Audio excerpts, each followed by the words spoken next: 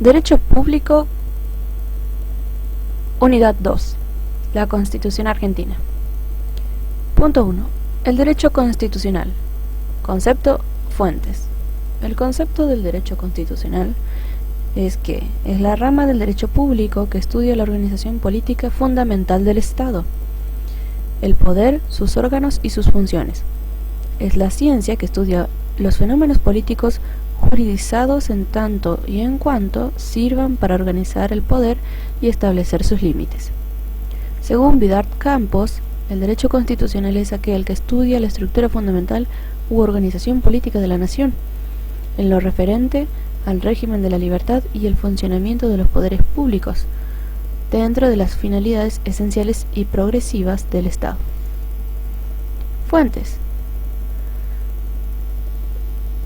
La voz fuentes, también plural, en acepciones, se emplea aquí para referirla al ámbito o espacio donde nacen las normas que alimentan a nuestra disciplina. La doctrina ha distinguido entre fuentes directas, inmediatas o primarias, y fuentes indirectas, mediatas o secundarias. Las directas. Fuentes directas son Constitución, ley, tratados, costumbres, jurisprudencia.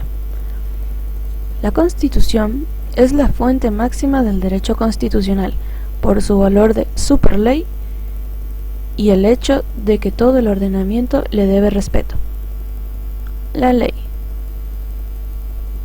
La ley no solo formal, sino también material, es fuente del derecho constitucional. Tratados. Estipulaciones entre dos o más estados u otros sujetos de derecho internacional, a través de los cuales se crean, modifican o extinguen relaciones jurídicas. Costumbre, al institucionalizarse, merece la denominación de derecho consuetudinario o derecho espontáneo. Jurisprudencia. Son decisiones que emiten los jueces en sus sentencias sobre una materia determinada de modo más o menos uniforme. Fuentes indirectas. Doctrina, derecho comparado.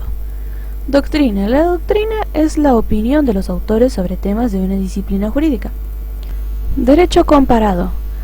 El conocimiento de los sistemas constitucionales de otros estados y las tendencias prevalecientes en materias de instituciones. Antecedentes constitucionales argentinos. Principios políticos y económicos de la Revolución de Mayo. Principios políticos y económicos. Principio de soberanía popular.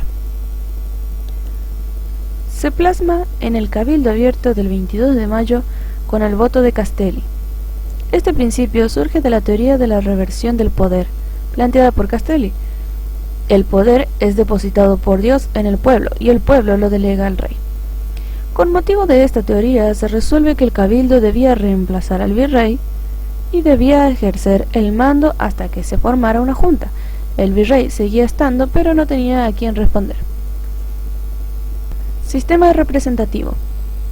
Se invitaba a los pueblos del interior para que elijan sus representantes y luego estos se reunieran en la capital para establecer la forma de gobierno. Principios federalistas. Régimen federal. Implicaba el reconocimiento de las entidades locales. Se dispone que se constituyan juntas provinciales con autonomía local, existiendo así una descentralización muy amplia. Principio de división de poderes. La división de poderes no estaba bien definida en cuanto a las funciones ejecutivas y legislativas. En cambio, la función judicial estaba específicamente a cargo de la Real Audiencia. El primer instrumento jurídico que contenía la división tripartida de poderes es el reglamento del 22 de octubre de 1811. Entre las principales circunstancias contenidas en este instrumento está el poder ejecutivo, a cargo de un órgano colegiado, el poder judicial era independiente y el poder legislativo a cargo de la Junta Conservadora. Principio de periodicidad de las funciones de gobierno. No existe una forma específica que haga referencia a los periodos de gobierno, pero sí existen normas que hacen al funcionamiento de los órganos que contienen de una manera a veces expresa y otras tácita los periodos de los gobernantes. Como ejemplo se debe destacar el accionar de la Junta Grande, que de manera tácita otorgaba el mandato a sus integrantes hasta la reunión de un Congreso Constituyente. Principio de la responsabilidad de los funcionarios públicos. El reglamento del 25 de mayo imponía que los funcionarios que faltasen a sus funciones serían removidos. Principio de la publicidad de los actos de gobierno. Se establecía que la Junta debía publicar el primer día de cada mes de funciones un estado en que se dé razón de la administración de la Real Audiencia. Principio de existencia de libertades individuales. Se buscó de alguna manera acentuar las libertades de los miembros de la comunidad y la revalorización de los criollos ante los españoles. El Decreto de Seguridad Individual del 22 de noviembre de 1811 es un verdadero instrumento que apuntaba a la igualdad ante la ley.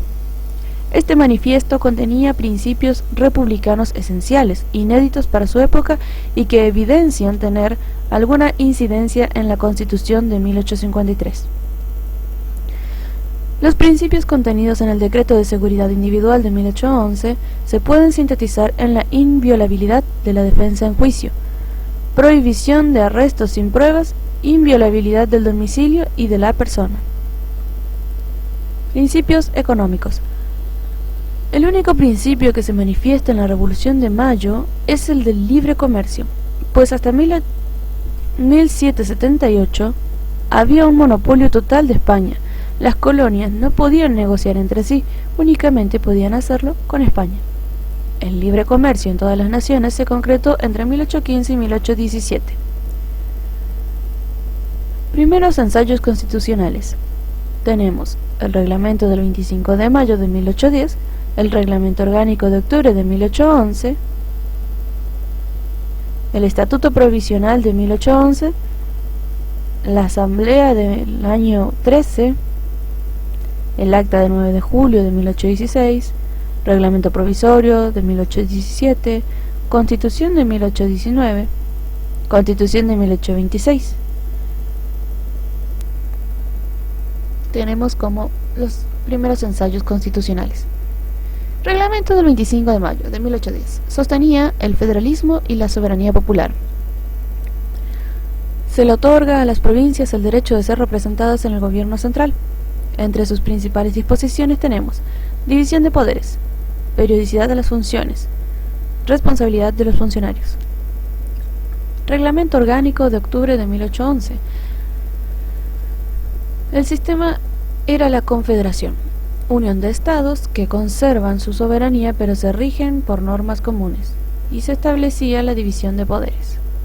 El poder ejecutivo, a cargo del triunvirato, tenía funciones que era la defensa de Estado, organización de ejércitos, libertad civil, seguridad real y personal. Tenía duración de 1 año y medio, una presidencia por turno cada 4 meses y responsabilidad ante la Junta. Poder legislativo a cargo de la Junta Conservadora. Sus funciones eran declaración de la paz, guerra o tregua, tratados de límites y comercios, nuevos impuestos, creación de tribunales y empleos, nombrar triunviros en caso de muerte o de renuncia, y duración hasta la apertura del Congreso. El Poder Judicial, a cargo de la Real Audiencia, independiente de los otros y responsable ante la Junta Conservadora, su función era juzgar a los ciudadanos. El Estatuto Provisional de 1811 reflejaba una tendencia centralista, ya que otorgaba demasiada supremacía a la ciudad de Buenos Aires y daba al Ejecutivo facultades discrecionales y extraordinarias, ya que podía tomar cuantas medidas crea necesarias. El triunvirato agregó al estatuto como parte integrante el decreto sobre libertad de imprenta y otro sobre seguridad personal. Consagra la independencia del Poder Judicial y la periodicidad de las funciones públicas. Asamblea del año 13. Se denominó constituyente, pero no dictó ninguna constitución, ni tampoco declaró la independencia. Sin embargo, en el marco político creó el Directorio y el Consejo de Estado, aprobó el himno y el escudo, reconoce el 25 de mayo como fiesta patria, En el marco social, dictó la libertad de vientres y abolió parcialmente la esclavitud, abolió impuestos indígenas, abolió los títulos de nobleza y todo tipo de abstenciones. En el marco económico, mandó acuñar monedas de oro y plata con sello de asamblea, autorizó la libre explotación de harinas y granos y fomentó el progreso económico. Además, abolió la Inquisición, reforma militar, ordenó crear una academia militar y el Instituto Médico Militar. Prohibió el uso de tormento para hacer confesar a detenidos. Seguimos con el acta del 9 de julio de 1816. Por el acta del 9 de julio de 1816, el Congreso General se reunió en Tucumán, declara la independencia y debatió la forma de gobierno, monarquía o república. Reglamento provisorio de 1817. Era una tendencia unitaria. Al director del Estado se le confería la facultad de nombrar los gobernantes de cada provincia y conservaba la división de los tres poderes. Tuvo vigencia hasta la aprobación de la Constitución de 1819. Constitución de 1819. Creaba un gobierno centralista, con cierta tendencia monárquica. El poder legislativo se transformaba en bicameral, Cámara de Representantes y Cámara de Senadores. El poder ejecutivo era unipersonal. El poder judicial era ejercido por la Alta Corte de Justicia, cámaras de apelaciones, juzgados inferiores.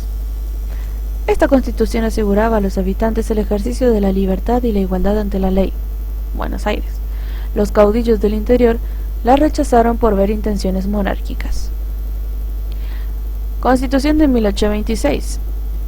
Sancionó la ley de presidencia por la cual se creaba el poder ejecutivo de las Provincias Unidas y eligió a Bernardino Rivadavia como primer presidente argentino. Se sancionó la ley de capitalización, por la cual se declaraba a la ciudad de Buenos Aires capital del Estado, y se ponía a todas las provincias bajo la autoridad del presidente y del Congreso. El Congreso sancionó la Constitución, que adoptó la forma representativa republicana y consolidada en la unidad del régimen. También adopta la religión católica, apostólica romana, y además conservó la división de los poderes establecidos en la Constitución de 1819. No fue aceptada por su carácter unitario. Pactos interprovinciales. Los pactos interprovinciales eran los compromisos que concertaban las provincias entre sí para mantenerse vinculadas en vistas a la futura organización nacional, pero teniendo como base el respeto de las autonomías. En 1820 tenemos el Tratado de Pilar, firmado entre Buenos Aires, Santa Fe y Entre Ríos. Constituyó la base de la reconstrucción de la unidad nacional bajo un sistema federal. Los objetivos eran terminar la guerra entre dichas provincias y proveer a la seguridad de ellas. Después tenemos en 1822 el Tratado del Cuadrilátero. Se firmó entre Buenos Aires, Santa Fe, Entre Ríos y Corrientes. Sus disposiciones fundamentales estipulaban la unión de las cuatro provincias, la conformación de una liga para defender a la nación en caso de ataque o invasión extranjera, y la libre navegación de los ríos y el comercio interprovincial para las provincias firmantes. En 1831, Pacto Federal. Luego de variadas tratativas, se arribó al Pacto Federal el 4 de enero de 1831, firmado por las provincias firmantes del Cuadrilátero. En él se constituía una alianza ofensiva y defensiva entre las provincias federales para hacer frente a la reciente formada Liga Unitaria. Este pacto se convierte en el estatuto fundamental de la Confederación Argentina, cuando a él se adhieren las demás provincias una vez disuelta la Liga Unitaria. Reconoce la libertad de cada provincia, su independencia, representación y derechos.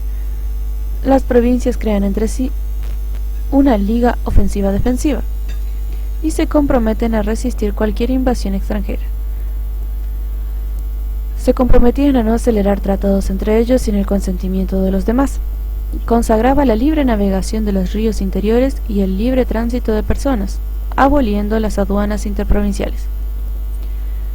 Invitaba a las provincias a reunirse en Congreso General Constituyente. En él se establecía la convocatoria para el Congreso de Santa Fe, que sancionó la Constitución que hoy nos rige. 1852 tenemos el Acuerdo de San Nicolás. A fines de mayo se reúnen en San Nicolás de los Arroyos 14 provincias que quedaron representadas. Este acuerdo consta de 19 artículos dispositivos y uno adicional. Establecía la vigencia del Pacto Federal de 1831, calificándolo como ley fundamental. Con el objetivo de sancionar la Constitución, determina reunir en Congreso en Santa Fe con igualdad de representantes. Se organiza en Poder Ejecutivo Provisorio. Estableció la cláusula económica que libera de impuestos al tránsito de mercaderías, ganado, carruajes y buques entre las provincias. En cumplimiento del Acuerdo de San Nicolás se reunió el Congreso General Constituyente en 1853 y el 1 de mayo de ese año se dicta la tan ansiada Constitución que rigió y rige hasta la actualidad. Punto 2. Constitución. Concepto, tipos y clases. Concepto. La Constitución se considera la estructura básica del Estado. Es la ley suprema, base de todo el ordenamiento jurídico de la organización política.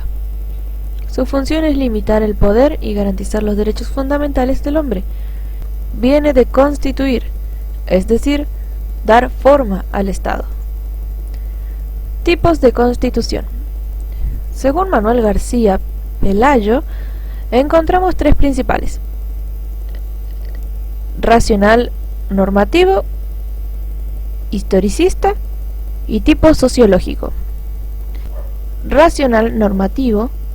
La Constitución es un producto de la actividad racional. No tiene en cuenta los antecedentes. Define a la Constitución como un conjunto de normas fundamentales escritas y reunidas en un cuerpo codificado. Historicista. La Constitución es producto del desarrollo histórico de un país. Hay distintos actores que van determinando la Constitución. Tipo sociológico. La Constitución es consecuencia de las necesidades sociales en un momento determinado, es decir, la realidad social es el soporte de la Constitución. Nuestra Constitución es una mezcla de los tres tipos. Clasificación de la Constitución, según Quiroga Lavie. Tenemos la Constitución dispersa o codificada, según su forma, la Constitución escrita o no escrita, la Constitución material y formal, la rígida y flexible, originarias y derivadas, y genéricas y analíticas. La Constitución dispersa o codificada, tenemos que la dispersa, las normas que conforman esta Constitución se encuentran en varios documentos que tienen la misma jerarquía o importancia. Por ejemplo, la Constitución de Gran Bretaña o España. La Constitución codificada es aquella que está contenida en un solo documento, por ejemplo, la Constitución de Francia y Estados Unidos. Constitución escrita o no escrita. La escrita es aquella formulada en uno o varios cuerpos por escrito, como la Constitución italiana. La no escrita es aquella que solo es consuetudinaria. No hay estados en la actualidad con constituciones exclusivamente de este estilo. Solo se podrían dar ejemplos del derecho primitivo. Constituciones materiales y formales. La material es la constitución total del Estado, integrada tanto por la normatividad jurídica o extrajurídica, usos y costumbres. Y la formal es la elaborada de acuerdo con procedimientos establecidos, la normalidad jurídica destacada. Tenemos las constituciones rígidas y flexibles. La rígida es aquella que solo puede ser reformada mediante un procedimiento distinto y más dificultoso que el utilizado para elaborar la legislación ordinaria, siempre que esté controlada la constitucionalidad de las leyes. Constitución flexible es aquella cuya reforma es efectuada por el órgano legislativo ordinario, Seguimos con las constituciones originarias y derivadas. La originaria, referidas al momento de la creación, es aquella que contiene principios nuevos u originales para la regulación del proceso político o la formación del Estado. Por ejemplo, el establecimiento del parlamentarismo británico. Y la derivada es aquella que no contiene principios originales en relación con la formación del Estado, sino que adopta una o varias constituciones originarias. Constituciones genéricas y analíticas. La genérica solo expone las líneas generales de organización del Estado, como por ejemplo Estados Unidos. Y la analítica incluye regímenes especiales, económicas, sociales, etc., que llevan a modificarlo constantemente. Por ejemplo, la Constitución de la República Española de 1931 de la India. La Constitución de la Nación Argentina es escrita y codificada, formal y material, rígida y con contenidos pétreos, es decir, que no se modifican a lo largo del tiempo. Constitución de 1853-1860, sus fuentes, características y estructura. Constitución de 1853. Esta Constitución tiene el mérito de haber sido el instrumento legal de la pacificación y organización definitiva del país. Según el Acuerdo de San Nicolás, es una Constitución liberal, porque es producto de la época y porque tendía a proteger los derechos y libertades individuales. La Constitución está compuesta por un preámbulo y dos partes. La primera consta de un capítulo único denominado Declaraciones, Derechos y Garantías, a la que se la suele denominar parte dogmática, porque contiene los principios y valores sobre los cuales se funda la Constitución. La segunda, titulada Autoridades de la Nación, detalla la organización del gobierno, sus funciones y su sistema de elección. Está dividido en dos títulos. El primero, consagrado al gobierno federal, contiene 3 secciones dedicadas a los poderes legislativo, ejecutivo y judicial, con sus respectivos capítulos. El título segundo se refiere a los gobiernos provinciales. El conjunto posee 110 artículos. Sus fuentes, antecedentes. Internas, tenemos Principios Políticos de Mayo. Ensayos Constitucionales Argentinos, 1819 y 1826. Reglamentos y estatutos dictados desde 1810 a 1826. Pactos preexistentes, San Nicolás y el Pacto Federal, y sus cláusulas económicas. Sus fuentes o antecedentes externos, la Revolución Americana de 1776, de Estados Unidos, la Revolución Francesa de 1789, la Constitución de Francia, la Constitución de Estados Unidos en 1787. Caracteres. Su fuente es el liberalismo, ya que conoce y garantiza todos los derechos de las personas. Consagra la forma representativa republicana y federal, tal como lo determinará el Acuerdo de San Nicolás y el Pacto Federal. Establece la división del poder en 3 ramas o funciones. El poder ejecutivo unipersonal, a cargo del presidente de la República; el poder legislativo bicameral, Cámara de Diputados y Senadores; el poder judicial, conformado por la Corte Suprema de Justicia y los tribunales inferiores. Se reconoce la autonomía de las provincias. La reforma del 60. El poder constituyente fue ejercido en el 53. Reviste carácter de abierto, pues sus disposiciones fueron complementadas en el año 1860, cuando Buenos Aires se declaraba parte integrante de la Confederación Argentina y aceptaba y juraba la Constitución Nacional de 1853, pero una convención constituyente provincial examinaría la ley fundamental, y si encontraba observaciones, estas serían consideradas por una convención nacional. Se propusieron 22 enmiendas que fueron aprobadas en 1860. Las más importantes fueron: se acentuó el régimen federal de gobierno y las libertades individuales. Se derogó el límite temporal de 10 años que contenía la Constitución Nacional para su reforma. Se modificó el artículo 3, que declaraba a Buenos Aires capital de la Confederación. Desde entonces, la capital es una ciudad que declare el Congreso por una ley especial. Las constituciones provinciales no podían ser revisadas y se limitaron los casos de intervención del gobierno nacional. La educación primaria gratuita pasó a manos de la nación. Se aceptaron como nombre del país los de Provincias Unidas del Río de la Plata, Confederación Argentina y República Argentina. Algunos artículos incorporados son el artículo 6, Intervención Federal en las provincias, el 32, Libertad de prensa, 33, Derechos y garantías implícitas, 15, Prohibición y abolición de los esclavos en el territorio nacional, 40, actualmente 48, Requisitos para ser diputados, y 47, actualmente 55, Requisitos para ser senador.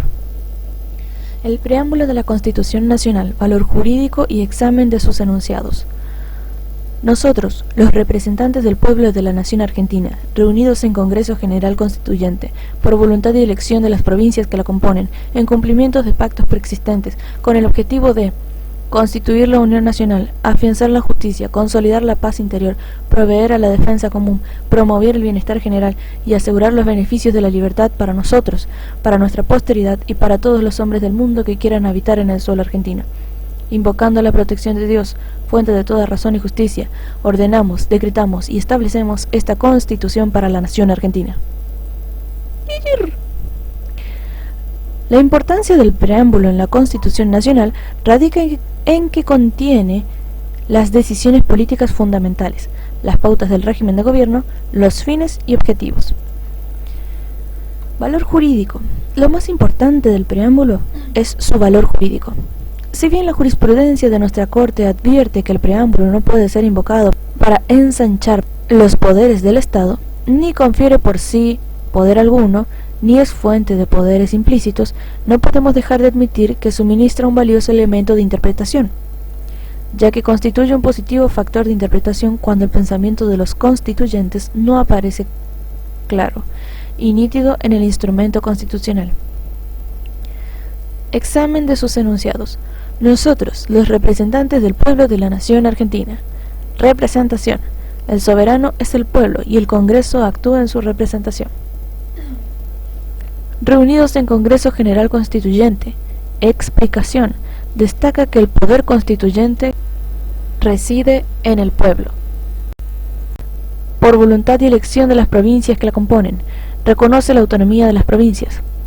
En cumplimiento de pactos preexistentes, pactos interprovinciales ya mencionados, con el objetivo de constituir la Unión Nacional, fines o propósitos, crear u organizar un Estado que antes no existía, afianzar la justicia, porque sin ella no existe una sociedad organizada, consolidar la paz interior, evitar y suprimir tanto la violencia física como la ideológica, proveer a la defensa común, la defensa territorial de la integridad del Estado por parte de todas las provincias, promover el bienestar general, bienestar que permite lograr a los hombres su propio desarrollo personal y asegurar los beneficios de la libertad.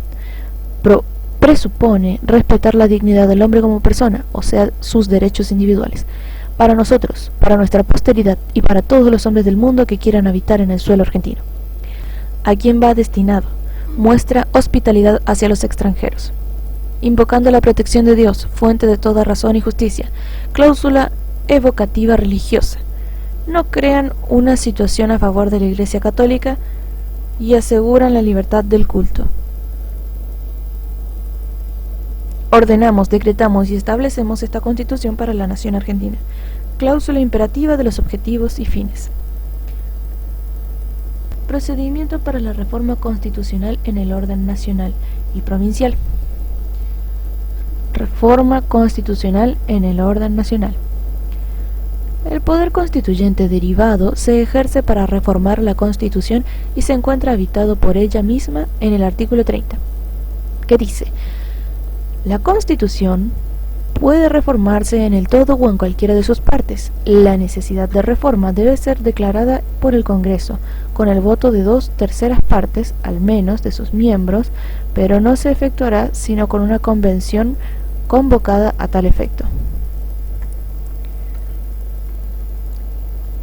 Para la reforma deben cumplirse requisitos formales y materiales. Formales, su revisión debe efectuarse mediante un procedimiento especial distinto al de la legislación ordinaria. Materiales. La Constitución pone límites a la reforma en cuanto a contenido susceptible de revisión. Cuando una reforma se lleva a cabo sin respetar esos requisitos, la reforma es inválida o inconstitucional. Que la Constitución pueda reformarse en todo o en cualquiera de sus partes significa que, cuantitativamente, se la puede revisar en forma integral y total, y cualitativamente, no, porque hay algunos contenidos que no pueden alterarse ni eliminarse. Son los contenidos pétreos. Forma del Estado democrático, forma de Estado federal, forma de gobierno republicana, la confesionalidad del Estado. Existen diversas etapas para el ejercicio del procedimiento reformatorio. Nuestra Constitución solo regula 2 etapas, la de iniciativa y la de revisión. No hay etapa ratificatoria. Etapa de iniciativa o declaración, a cargo del Congreso, que es el encargado de declarar la necesidad de la reforma. Como no dice la norma cómo debe trabajar el Congreso, este trabaja con cada una de sus cámaras por separado y fija un quórum de votos, y si coinciden ambas, el Congreso dicta una ley para la reforma. Como el acto declarativo no tiene forma de ley, este no puede ser vetado. Al declarar la necesidad de la reforma, el Congreso debe puntualizar los contenidos que considera necesitados de revisión. La Convención no queda obligada a introducir reformas en los puntos señalados, pero no pueden efectuarlas fuera de ellos.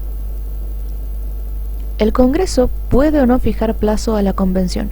El artículo 30, con su silencio, consiente cualquiera de las dos. Etapa de revisión. Ya no pertenece al Congreso.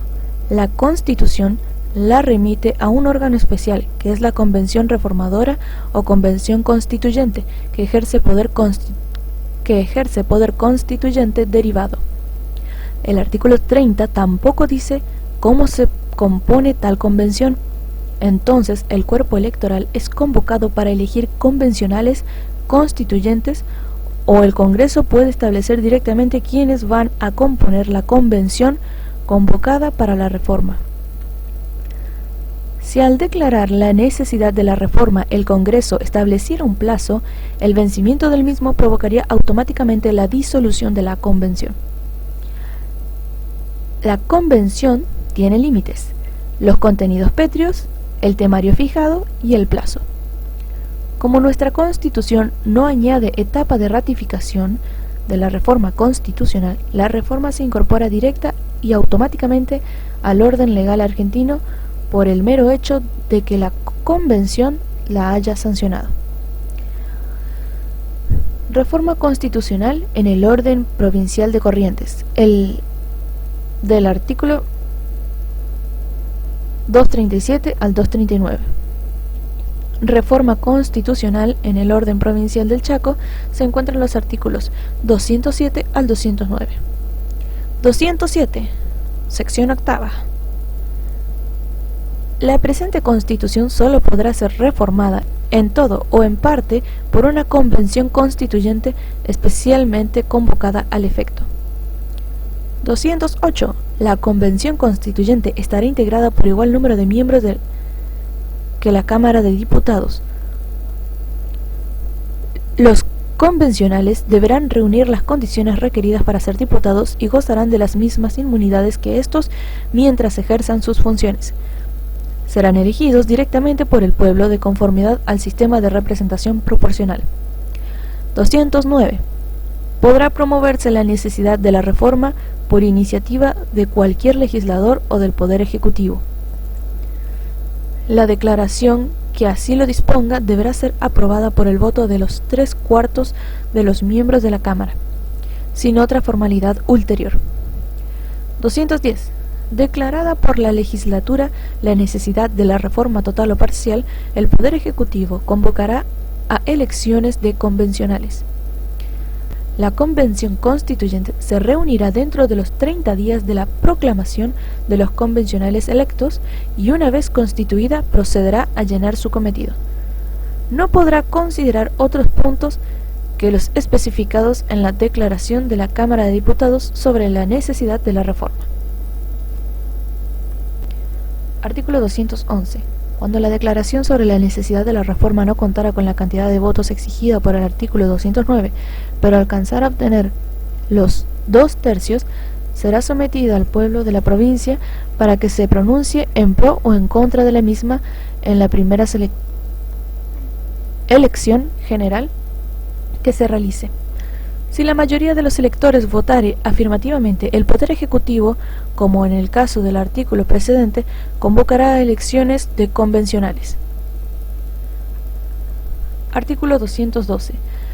La enmienda o reforma de un artículo y sus concordantes podrá ser sancionada por el voto de los 2/3 de la totalidad de los miembros de la Cámara de Diputados y será aprobada por la consulta popular prevista en el inciso 2 del artículo 2 de la Constitución, convocada al efecto en oportunidad de la primera elección que se realice, en cuyo caso la enmienda o reforma quedará incorporada al texto constitucional.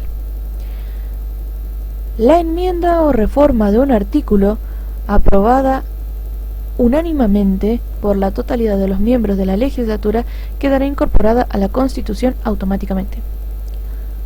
Reformas o enmiendas bajo ambas formas no podrán llevarse a cabo sino con intervalos de 2 años por lo menos. Punto 3. La supremacía constitucional. Artículo 31 de la Constitución Nacional. Artículo 31.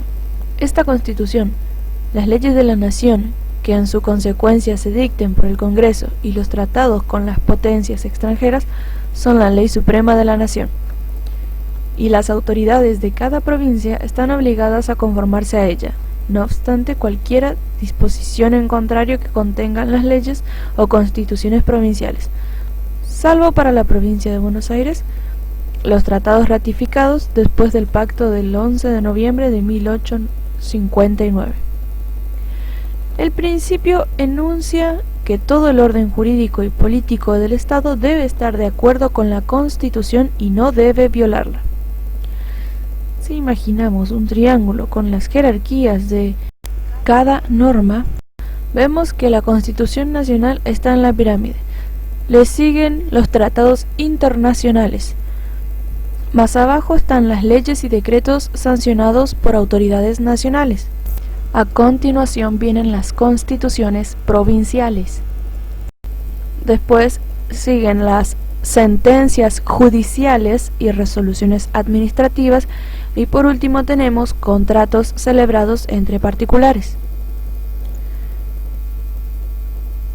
De lo hasta aquí expuesto, surge que la supremacía de la Constitución es uno de los rasgos distintivos que el constitucionalismo imprimió al orden jurídico.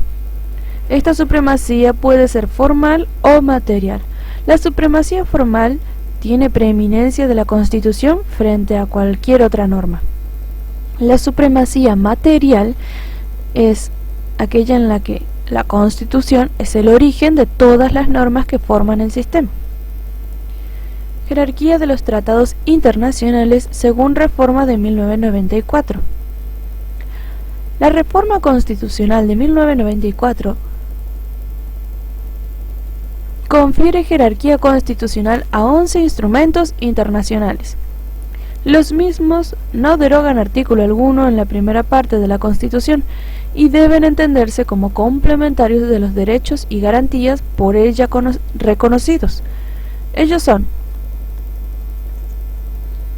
la Declaración Americana de los Derechos y Deberes del Hombre, la Declaración Universal de los Derechos Humanos, la Convención Americana sobre los Derechos Humanos, el Pacto Internacional de Derechos Económicos, Sociales y Culturales, la Convención sobre la Tortura u otros tratos crueles, inhumanos o degradantes, el Pacto Internacional de Derechos Civiles, Políticos y su protocolo, Convención sobre la Prevención y Sanción del delito de genocidio. La Convención Internacional sobre la eliminación de todas las formas de discriminación contra la mujer. La Convención sobre la eliminación de discriminación racial. Y la Convención sobre los derechos del niño. Sistemas de incorporación de los tratados internacionales al derecho interno. Dos teorías procuran definir la oportunidad en que el tratado se incorpora a nuestro derecho. Son la monista y la dualista. Tenemos el dualismo, que sostiene que existen dos derechos, el derecho internacional y el derecho interno de cada Estado. Debe haber una ley, un acto legislativo, sancionada por el poder legislativo que le dé vigencia al tratado dentro del país. El monismo sostiene que el derecho es uno solo, cualquiera sea su manifestación. Como consecuencia de ello, un tratado, una vez concluido y ratificado válidamente, se incorpora al derecho interno del Estado sin necesidad de un acto legislativo que le dé acogida. Nuestra ley fundamental se inclina por el sistema monista. En efecto, la mecánica reconoce la existencia de tres pasos que son: conclusión y firma del tratado a cargo del Poder Ejecutivo, aprobación o rechazo del tratado por parte del Congreso con mayoría común, y ratificación del tratado a través del Poder Ejecutivo otra vez. Cumplidos estos tres pasos, un tratado adquiere vigencia y pasa a ser fuente del derecho constitucional. Pero otra cuestión distinta es para conferirle jerarquía constitucional a ese tratado, ya que esos tres pasos no es suficiente. Se debe realizar otro paso especial en el cual se trata ese tema y debe tener la aprobación de las 2/3 partes del Congreso. Control de constitucionalidad. Sistemas. Tenemos el concepto del control de constitucionalidad. Es un mecanismo que se instauró para que las demás leyes, decretos y reglas no contradigan a la Constitución Nacional y en caso de hacerlo se los prive de aplicación, es decir, sean invalidados. El control consiste en arbitrar un procedimiento de revisión establecido. El órgano que ha llevado a cabo el control, la vía procesal mediante la cual se provoca a ese órgano para que controle, y el efecto que ha de surtir el procedimiento emitido por el órgano que realiza el control. Sistemas. En cuanto al órgano que toma a su cargo, los sistemas principales son el político y jurisdiccional. En cuanto a vías procesales, para provocarse el control constitucional, son la vía directa y la indirecta. Y en cuanto a efectos, tenemos el restringido y el amplio. Yendo en cuanto al órgano que toma a su cargo, el sistema principal puede ser el político. Dicho control está a cargo de un órgano político distinto al judicial, ya sea el Poder Ejecutivo o Legislativo. Y el jurisdiccional es aquel en el que dicho control está a cargo del Poder Judicial. El sistema jurisdiccional puede a su vez subdividirse en difuso y concentrado. El difuso, cualquier órgano del poder, y el concentrado, cuando lo realiza un órgano del Poder Judicial único y específico que realiza el control constitucional. En cuanto a vías procesales, para provocarse el control constitucional son las siguientes: la vía directa y la indirecta. La directa es aquella en la cual se hace un encargo de una acción judicial concreta para que el juez realice el control constitucional de una ley. Y la indirecta, el objeto principal no es declarar la inconstitucionalidad de la norma, sino que en el transcurso de un proceso judicial el juez se encuentra con una ley que considere que debe ser revisada. Y en cuanto a los efectos, el sistema puede ser restringido o amplio.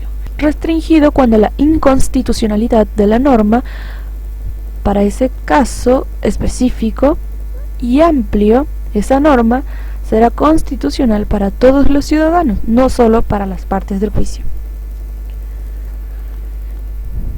El control de nuestro país en el orden nacional y en las provincias del Chaco y Corrientes. En el orden tenemos, en el derecho constitucional federal de nuestro país podemos sistematizar el control de la siguiente manera. En cuanto al órgano que lo ejerce, tenemos que el sistema es jurisdiccional difuso. En cuanto a las vías procesales utilizables, tenemos la vía indirecta, y en cuanto al efecto tenemos el restringido. La sentencia declarativa de inconstitucionalidad se limita al caso resuelto. En la provincia del Chaco, en el derecho constitucional provincial, encontramos algunos caracteres diferenciales. En cuanto al órgano que lo ejerce, tenemos el jurisdiccional difuso, ese no cambia. En cuanto a las vías procesales tenemos la vía directa, ese sí cambia, y en cuanto a los efectos también cambia porque en este caso es amplio en el Chaco. En la provincia de Corrientes falta por ver. Punto 4. Reformas y enmiendas relevantes 1957 y 1994. Principales modificaciones. La reforma de 1957, el gobierno militar de la Revolución Libertadora promovió una convención constituyente para convalidar la derogación de la Constitución de 1949 y el restablecimiento de la Constitución de 1853, agregando el artículo 14 bis, el cual reconocía derechos de los trabajadores en forma individual, reconoce la existencia de los gremios con las facultades de concretar convenios colectivos de trabajo y les da autoridad de medidas de fuerza como la huelga. En su última parte reconoce beneficios de la seguridad social, como ser las jubilaciones y pensiones y el reconocimiento del bien de familia. La reforma de 1994. En 1993 el presidente Menem y el expresidente Alfonsín firmaron el Pacto de Olivos para convocar a una convención constituyente para reformar la Constitución Nacional.